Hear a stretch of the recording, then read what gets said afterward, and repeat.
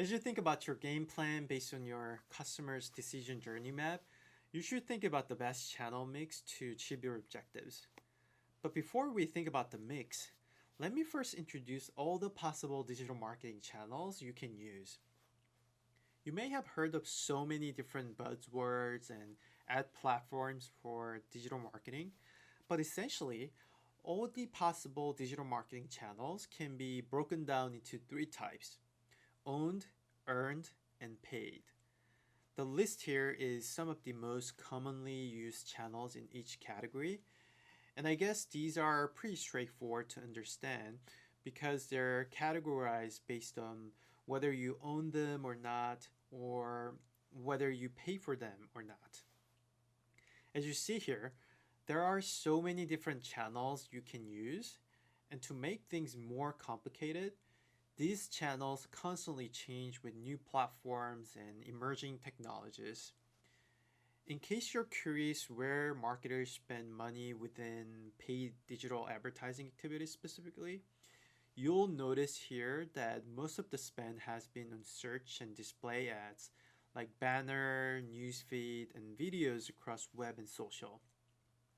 Recently, the overall growth has been particularly driven by Facebook and Google, which are the two of the main channels we will cover in this course. Now, when you look again at all our digital marketing channels, many companies are beginning to divide all of them into two business goal based buckets: channels to acquire new customers and channels to retain your existing customers. To understand why this makes more sense, let me give you a quick analogy. We can compare any business to a giant bucket filled with water. For any bucket to increase the amount of water sustainably, you need to do two things right: add more water into the bucket and block the leaky holes on your bucket to retain as much water as possible. Now, this is exactly the same for any business. If you want to grow your business sustainably, you need to not only bring more new customers, but also retain them in your bucket as much as possible. Now, to bring new users, you can use a mix of paid and owned channels. You can use paid channels like Facebook ads, Google AdWords, YouTube ads, and owned channels like your blog and social pages. On the other hand, to retain your existing customers, you can use emails or paid channels for retargeting. This way of thinking is getting increasingly popular, especially among technology startups in Silicon Valley, because it sort of forces you to think about the direct attribution of each activity you do every day. And that's why the following sections of this course are divided into two based on the channel objectives. In the following sections, we will delve into each of these channels and learn about how they work. Again, any good business will do well at acquiring new users and retaining them as long as possible in the purchase loop.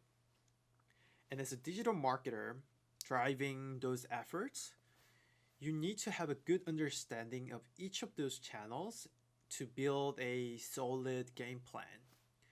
That's why I would recommend that you revisit this lecture once you gain a better understanding of all these channels after you finish the following sections. I know it may sound a little bit overwhelming at first, but don't worry, I'll take you through all of them step by step in the following sections. But at least for now, remember that these different marketing channels have unique strengths and weaknesses across each stage of your customer's journey. So you need to build your own optimal channel mix thoughtfully. As a general guide, the focus of your marketing channel should shift across each stage of your business growth. So this is a high-level guidance for your marketing channel mix across pre-launch, growth, and market domination stages. But remember, this will greatly vary depending on the industry you are in and different business goals you may have.